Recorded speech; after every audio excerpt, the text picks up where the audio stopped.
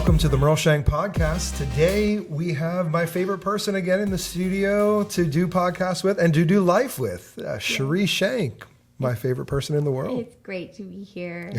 So good to do this with you.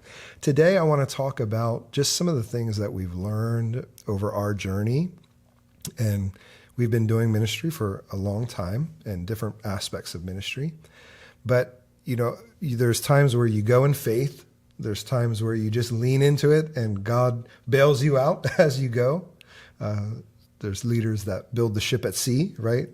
They build the plane in flight. And then there's times where the Lord prepares you ahead of time. But in both scenarios, I think we wind up experiencing where something just starts to click, right? Where things start to work. And we get over the learning hump, like everything that we need to learn to start to become fruitful, we learn, or start to learn, get to a point where we're cognizant of it enough to start to become fruitful. Tell me about some times where you've seen that happen for us, just in our story. Yeah. I mean, those things, if I look back on our story, there's places where God brought, I like to use the language of tools. He brought tools into our tool belt that we didn't know we didn't have yet and that we needed. And one of the things I've appreciated about you is that you're always looking for God to shift that. Like, you're like, all right, Lord, I've heard you pray, like, Lord, I need you to father me in this because I don't know how to do this next thing. And if I look back in our life, there's been time after time after time. We might even had prophetic dreams. We might even had prophetic words about it. But then the Lord stepped in and brought a tool or a resource. And I feel like when I look at the trajectory of our life, it was the willingness to be open, to receive feedback. But then it was always through someone, right? There was always like the setup and then God bringing a delivery. And it was usually a prophetic timeline to it, like, oh my word, we didn't know we needed that, and now look, we're right into this next season.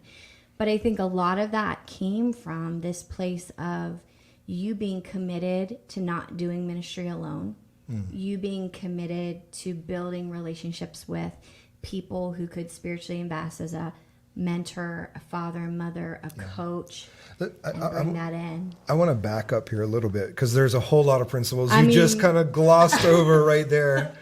And I want to kind of explore those a little bit. Yeah. Like when you say this, and I know what you're talking about because it was like a real revelation for me, asking God to father me in certain scenarios. Where do you feel like, you know, you've experienced that for you? Like in different scenarios and different challenges that we walked through in life. I can think of a few stories that maybe I'll share, but, you know, where you've experienced God's fathering through somebody. I think before I get into scenarios, I have to paint like this mentality. Like here we were in another nation, you know, we had life groups and disciple groups and we were doing street evangelism and follow up and we're like pioneering in a city where you literally don't know anyone. And we're country people. And we're from the country and now we're in a multicultural Cape Town and, you know, learning all the things. Love it. Became a second home. But there's a learning curve and there's this place as a leader that you're trying to throw everything you have at it. And yet you're like, this isn't completely what everything, it's good. It's blessed. It's the call of God you're serving, but there's more. And the thing is you keep thinking, well, if only I could tweak this, if only I knew like the secret sauce, if only I could fix this, it would be 100%. And I remember one time Larry Kreider came to visit us and we're like, Larry, how did you build Dove International? And he was like, oh, but it's just the grace of God. And I'm like, yeah. But like, how, like what you did? And it was like, he's like, no, but it's the grace of God. And you feel like they're holding out on you. And I think there's a season every leader goes through where you're in the wrestle. Yeah. And in the wrestle, you feel like you can buy into the lie that I'm not good enough. I'm not a good enough leader. You know, people don't receive me. I'm rejected. Like there's all these tests that come. Yeah. There's this test of like, should I quit because I don't have enough finances? And I remember two vivid memories. One, I heard a well-known speaker say, you have a calling for the nations, but you can't even get out of town. Ooh. And in that season, ouch. I was like, oh, this is common to the men and women of God who are in the season of formation, who are answering the call, like not having all the provision or seeing all of the ways out. Everything wrapped up in a bow. Doesn't mean that it's not the Lord. And so you're building capacity to not quit by falling on Jesus. And I feel like there's so many times when we had to do that. And then I heard another person talk about, and if I would tell you who it is, it's extremely well-known minister, how like there was times when they had like a can of beans in their house and they were following the call of God. Mm-hmm. And I was like, oh, this experience that I have doesn't mean I'm not called. This is part of being faithful to Jesus and going into that. So I feel like when we talk about all these principles of formation, this is the context. And in the context, we're sitting with spiritual parents and they're like, how are you doing? And you were like, sometimes I'm like, oh my word, I can't believe Merle's that open. He'd be like, this is what we're facing. I'm so discouraged. Like, what should I do better? And you would invite investment from these people into our life. Sometimes what I would think was like overshare, like you're oversharing. Why are you oversharing? But out of that, there was this fruit that God used that.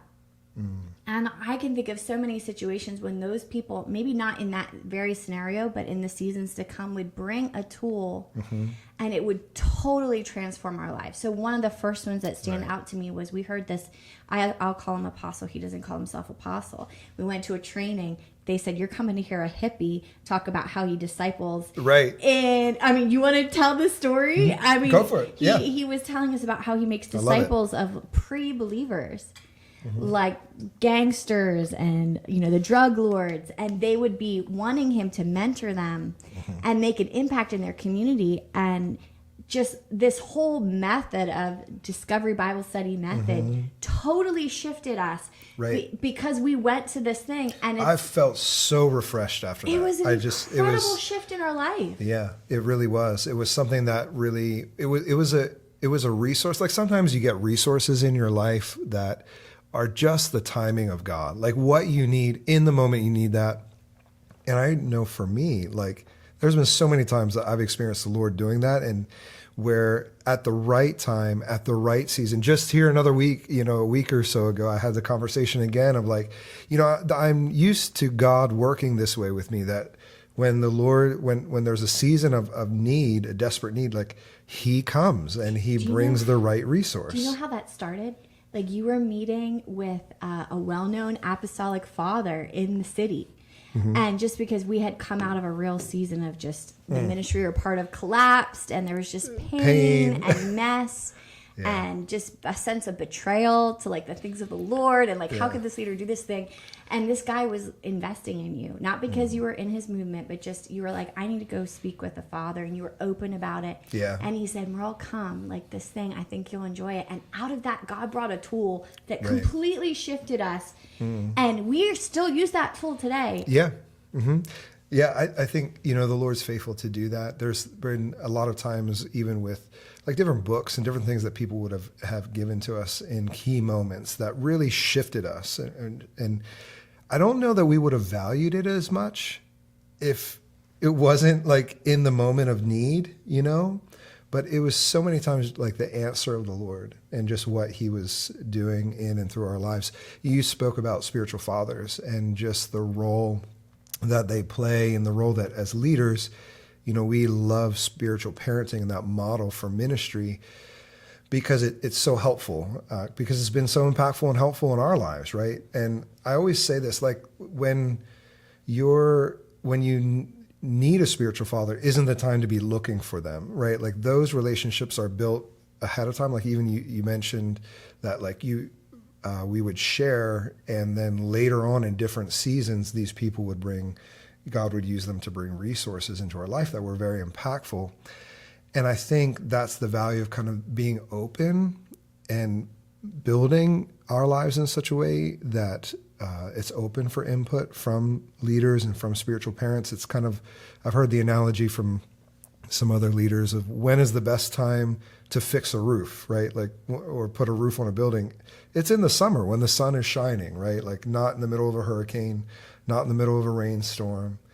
And in the same way, like that's the best time to get mentors and spiritual parents in our lives is when things are going well, when things are going, and positive things are happening, and you're not in the middle of a crisis, you're not in the middle of something that's challenging, because when you are in a time of crisis and challenging, those relationships are right there, Right. and you can lean on them, and God can use them to speak into your life. And that has saved us so many times. Well, and there's a sovereign element to it where when you honor someone, not just because of their status or look how well known, like it's not even like the most well known people.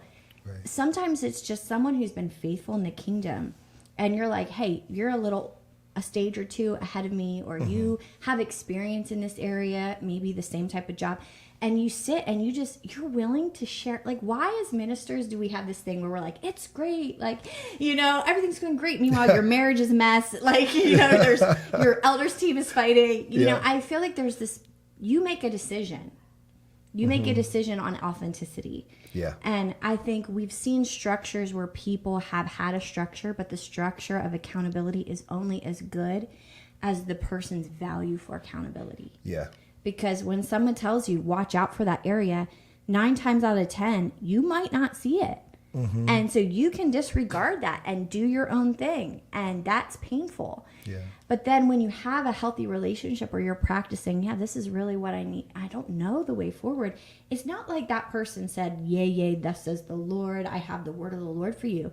It was almost sovereign in that the Holy Spirit would bring something. That person probably didn't even know what they were giving us, but it was... Or how valuable it was to us. Right. We didn't... It was just like the Lord had enough relational bridges that he could say, I hear that cry and I'm going to send it across this resource. And it was like God met us in times of need over and over and over again. I think it was John Eldridge that really, we've always pursued and believed in spiritual parenting, spiritual fathering, and that God speaks to us as his children through spiritual parents, right? And mentors and people who give so into our lives. That's always been our perspective.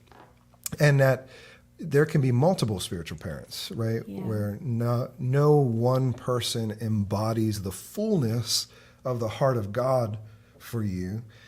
But there are definitely, people who are more significant in our lives than others. But I think one of the things that was really a revelation for me is that God's heart is so big and God's heart is so good, and he is going to father me through all of these different connections, right? Like, God, like you're here and you can use anybody to help give me what I need in this moment.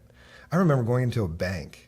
I love this story. This is crazy. Like, I didn't know what we were looking for. Right. I didn't even know the language of what we were looking for in that season. Like had to do with, we were busy moving continents and just international transfer of funds. And it would have been seen like an investment world, like something like that. And I didn't even have the language. I didn't know how to do it. I didn't even know who to go to talk to. We were like, Right. Who do you talk to about this? Like I had nobody in my life that like had done international invest, because it wasn't that we were investing, but it was seen as that, and that was the language we needed to be able to describe what we were doing as we were moving our family from continent to continent.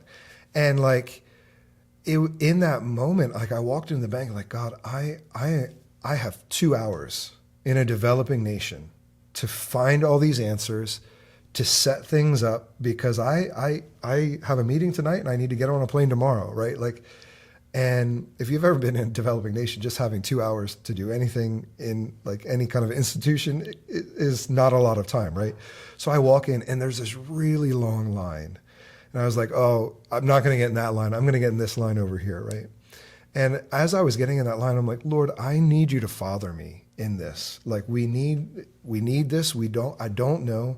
I need you to father me through somebody here in this bank, like total strangers. I knew nobody, right? I need you to father me. And that was my prayer going in. And I got in the short line, and a bank employee came walking down the line and finding out what everyone was there for. And when I told him what I was there for, he was like, "Oh no, you need to go and get in that long line over there." Oh, and I was no. like, "No." And as I'm walking to that line, this gentleman gets in line in front of me, and he has like a stack of papers, right? Like, I don't know. It was probably 100 papers or something of just different things. And I'm like, and I made some joke. I said, "Oh no, I'm getting behind the guy with an armful of papers." Like, and he laughed and I laughed, and he heard my accent, and we started to just hit up a conversation and hit it off. And I was being open, because I'm like, "Lord, you need to follow me." So I'm looking for the right input, and not oversharing, but like sharing enough that like the bait's out there for people to take, right? Like, "Oh, I'm looking to be able to do this, and I'm not sure exactly what I need to do, but this is what I'm thinking." And he said, "Well, that's really interesting. Like, that's actually my specialty. Normally I send somebody else to the bank, but today, because of some specific cases that I'm handling, I need to be here, myself. And this is what I do professionally." And for the next 45 minutes, hour of standing in the line, he gave me everything I needed to do. He was like, "You need to do this, this, this, and this. And when you do that, then you need to do this over here, and then do it twice, because you're going to need a comparison." And he gave me step by step what I needed to do there at the bank, what I needed to do, with the real estate attorney like we were dealing with. And like, just, I walked in knowing nothing. I walked out. By the time I got to the bank teller, I had the verbiage, and I had the steps of how to handle what I needed to handle. It was just totally a God thing, right? And when I walked out of the bank, I had the next steps for like the next 6 months and the subsequent years of how to focus and what to do when. And I was like, "God, thank you so much." I didn't even get the guy's name. Like, I didn't even get a business card. I was like, now I wish I had, to call, call back and be like, "Do you know what you did, dude, like, you didn't know it, but God was using you in my life at that moment. Wow. And this is part of a God story. And, but I don't think he was an angel. Like, it was a legitimate business, and maybe he was, but like, God fathered me through him. And that was something that was so poignant to me. I was like, "No way. Like, God, you're that good that we're never alone." That's right. Yeah. We're never alone. It's so good. And so many times I think we can fight those battles, of feeling alone. And that's the lie. That's the lie. And it's common in ministry. You can feel very isolated. Yeah. Yeah. And so, I don't think that's our modus operandi, is to just not know anybody. We definitely, want to invest in relationships, but that's one thing that's really saved us and walked us through different and challenging scenarios, because I didn't know what to do all the time. We didn't. Sometimes you have a call of the Lord, and so your yes takes you to a place where you actually need to grow into, but you said yes. So you're out in this place of faith. But with your faith, you have to add this element of vulnerability and dependence, not just on God, but he doesn't want us to be islands to ourselves. And right. I think you've really stretched us in that. I remember another time when you say what really shifted us with tools. We had an amazing connection with a couple that came to Cape Town, and just amazing God connection in a short period of time. And we had met with them one time on a trip back to the United States, and they were like, "You should really read this book." And it was like God knew what was going to happen when we got back. And he had just set us up. And I was even like feeling, have you ever felt like you get something, a resource, and you can give it to someone else, and they're like, that's good. But you're like, "No, this is everything." Like, you have no idea, because it's like the Holy Spirit is breathing on it and bringing out the pieces that you needed to see. And in that moment, like, we didn't have a lot of modeling on how to do confrontation well and how to do conflict well. Oh, and yeah. I just remember in this scenario, it is again like one of the benchmarks where like this relational bridge and the vulnerability and the openness brought a valuable, treasured relationship into our life that provided a resource literally we were going to use within like a week as we went into a new situation. I think like I was reading that or listening to an audiobook on the plane. Yes, you were. Yeah. And like when we landed back in the place where we were going, like we wound up having to deal with all of these situations and scenarios that had just been like described in the book. And it was a blueprint. It's like for a us. roadmap. It was like, when this happens, you do this. When this happens, you do that. And you're like, wow, God, that's like better than a prophetic word. It was like a prophetic book. Here's your tool. Right. Yeah. That's so awesome. The Lord is so faithful in that.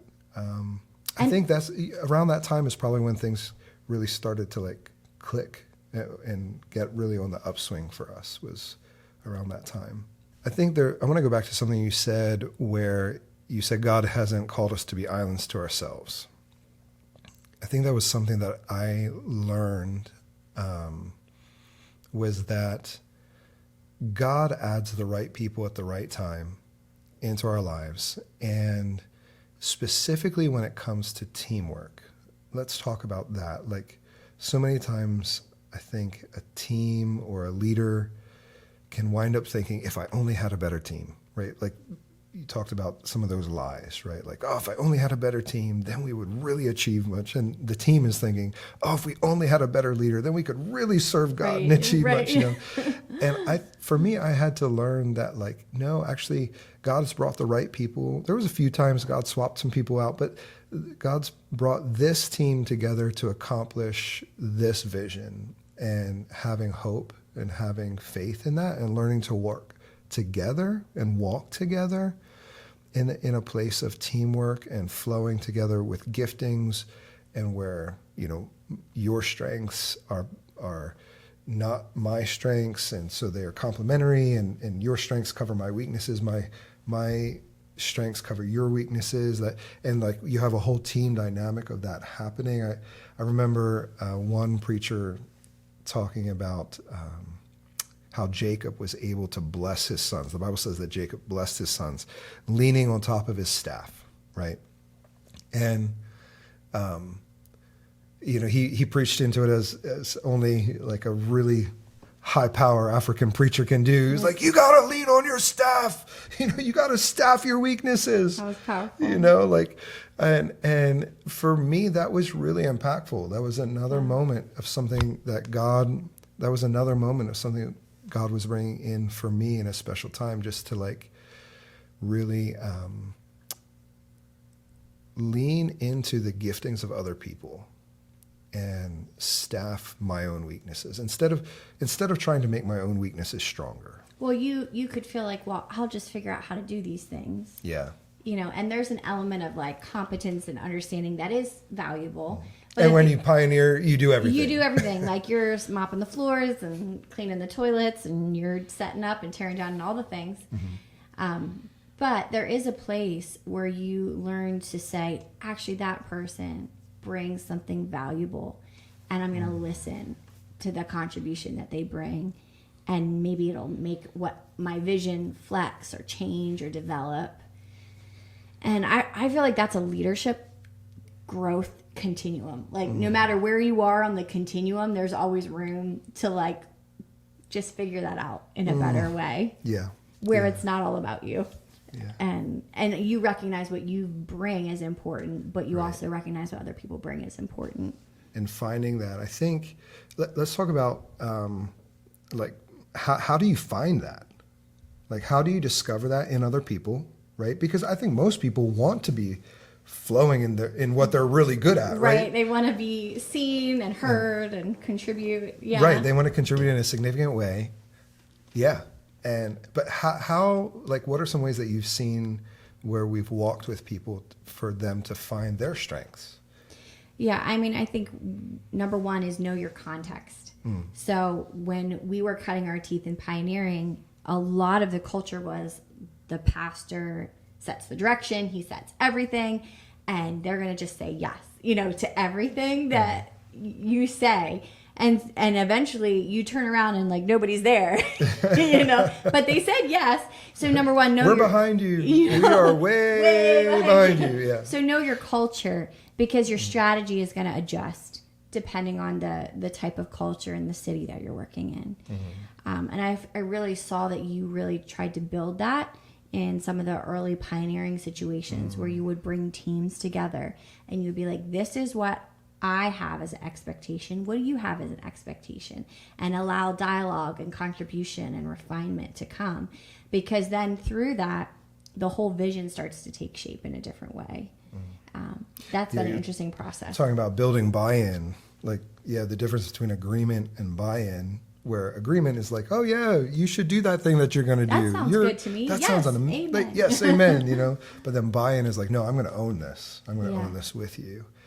And people are much more willing to buy into something where they have a say, where they feel like they have ownership and they can truly contribute, right?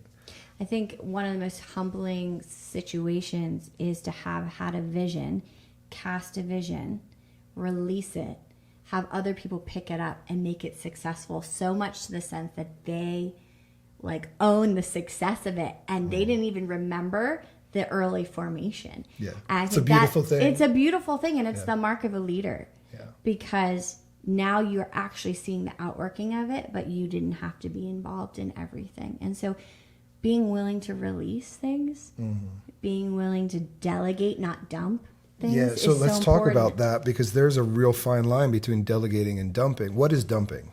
I think dumping in leadership is you're overwhelmed, you can't, you've got too many things going, and you find a willing person and you're like, oh, just can you just sort that out? And there's no feedback, there's no checking in, there's no accountability. Maybe they feel like they can just run and do whatever they want, and suddenly you have a mess and they're like, well, who are you to tell me what I can and can't do?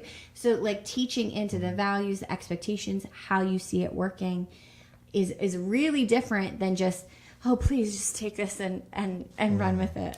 I think so many leaders, especially in some of the journey we walked through where we were pioneering, right? And you're in that place where you're doing everything. Like you're setting up the chairs, you're setting up the sound system, you're setting up the Sunday school. You're unlocking the building. Unlocking the building. You're doing everything, and there's a season where that's good, right? Like there's a cost, and that's part of paying the price. But then as quickly as possible, finding others to come alongside and delegate that through. So talk about delegation. Well, I feel like, and this is an important thing, because I think a lot of pastors hear this and they're like, but I want to do that. But there's no one here.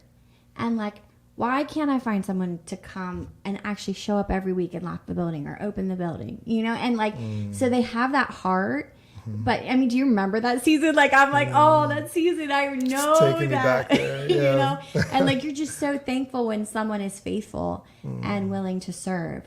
And so I feel like if you're talking to someone who's in that space and they're like, I hear you guys talking about, I want to delegate. Like, what are the practical steps so that someone is like, oh, I'll do that. Yeah. And I think I remember us starting to pull leadership team meetings together with like all the people who were influential or leading an area and being like, this is now your responsibility and this is how you're going to be held accountable, and what do you see and what do you feel like we need to change? And then some people can do that and some people can't, and that's okay. But if you don't start that process, you're never going to be able to release something. And I feel like that's a development process, because a lot of times we want to kind of like stay in control of everything. Well, I think that happens when you find a portion of your identity in being the one that gets to do that thing. Right. Or being the one that is the decision maker, or being the one that is the one who like always brings the vision to this or to that, to different scenarios. And, I think when you start to cast vision, so back to the pastors who say, I want to release, I want to delegate, there's just nobody there. I think for me in that scenario, I would say go back to casting vision. People have to see. One thing I had to learn is that people didn't see what I saw. Mm-hmm. And so I had to cast vision to help people understand why we were here. Like, you're not just here to help me. Some people did buy into me as a leader or as an individual, and that was wonderful. That was great. But like, there's always a greater purpose. And when people see what that greater purpose is, that really helps for them to say, no, I'm actually doing this as a service to the Lord. Right, yeah. Not as a service to the church, not as a service to you, but as a service to the Lord. And when that's the heart, you can say, hey, we want a standard of excellence. We want an excellent spirit because we're doing this as a service to the Lord, and He is worthy of it. And I think that's where it starts. I mean, there's a whole bunch of other things to get involved there, but I think that's where it starts to delegate. So talk just very briefly in the last couple minutes here about holding accountability, because delegation is really accountability, like casting vision, saying here is responsibility and authority, right? Because you can't, if you don't give authority, like if everything has to come back through you, then you haven't really delegated. Right, yeah. Right. So giving a measure of authority, and then how do you come back to that? Because if you're overwhelmed, that's where you dump. Because when you're overwhelmed, you just dump and you're like, take care of it. I can't handle it. But how then do you bring accountability, right? Like to really delegate. If I've dumped everything on somebody, how do I go back and say, okay, I want to delegate this, but let's talk. I want to see what's happening here. How do you do that? Well, I'm sure there's a lot of different ways to do it, but if I was doing that, I'd start with getting together, and obviously you have to have relational connection, but then you have a dialogue. What does success in this area look like? Finding agreement. And you're going to find agreement. This is what I see. What do you really see? Good. What is we crushed it? We hit the target look like? And you start to like, where's the parts that are feeling like it's a frustration for you, for me, for what could be better? Look for that. And then just come up with some points and be like, does this sound like something that you want to commit to, that you could be okay, when we meet the next time, we're going to look at these things and see how it's going. Is there anything that we can fix? Because then you have a place of agreement. Like you said, you didn't dump. You have shared expectations where it's not just one person saying, well, this is my vision and what I want to do. You need to have people who are empowered, but who also know that they have responsibility and accountability. So if I was starting fresh with someone to say, hey, would you lead the usher team? I would do that process with them and say, hey, as elders, if we consider giving you the responsibility to build a team around these expectations, you need to know that one of the biggest things is we need to be able to speak into your life. And we need to be able to speak into it where like, this is either an area we need to see growth in because it matters. And this is why it matters. God's given us a vision. He's given us a responsibility. And if it's you, that's great. This is where we're all going to rise to. If it's not you, that's fine too. We'll find where you fit. Right. And that process helps the person, number one, have a high call, not a sloppy call. But it also lets them know, hey, I'm going to come back to you and I'm going to be like, that situation that happened, like we need to talk about that because other people experienced it like this. It's probably not how you meant it, but we need to see that adjust. Did you see that? And then you suddenly you have an invitation for development and discipleship and mentorship and coaching versus like, just do something for me, right? And we're not just about using people. We're about helping them grow in how they see their calling and their responsibility. And that's a growth process. I mean, that's a big process, but people need to invite you into that. I mean, I think we've come full circle here where we started talking about getting spiritual mentors and spiritual parents into our lives. But now we're really talking about being spiritual parents and mentors into other people's lives. Right. And how we're not just using them, but we're wanting them to develop into who God has called them to be. I think about this sometimes, I mean, we've all, if you're a leader, you've had someone who maybe didn't live up to the expectation that you had, right? Or is missing it, or just doesn't see it. But let me just add this: if you're human, you've had that. You've had this. Yeah. And sometimes, if you're conflict averse, you just want to avoid it, or you just want to kind of like, well, now you're going to enable it, or you're not going to confront it, but you don't want to ruin that person. And I think the point is that when you have these conversations, that person is going to go into another season of life, and that behavior is going to still be there. What does a good father do? What does a good mother do? It says that you confront and you discipline all those you love. Yeah. And I remember like a situation where we had a youth volunteer, and youth of today can ghost you, right? Like you're texting them, you're messaging them, you're like, hey, I really need you to do this really important thing. And they like don't respond for like weeks. What happens if you give that a pass because you just want to keep your volunteer, or you just want to keep them happy, or you just, that person is going to go into another season of life and not be successful. That's a life-limiting behavior. You're not actually helping them. You're not helping them. And so finding the deeper principles and the deeper why, so that you can be like, I love you. I want you to thrive. I want you to be successful.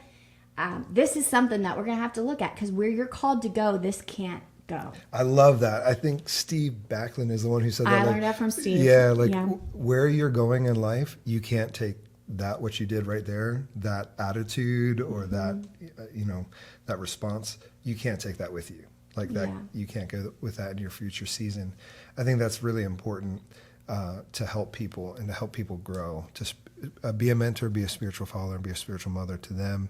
And also for the sake of excellence and really following the Lord and seeing his kingdom be successful. So we've kind of gone full circle here, talked about teamwork, talked about some things that we've learned, but thank you so much for being on the podcast today.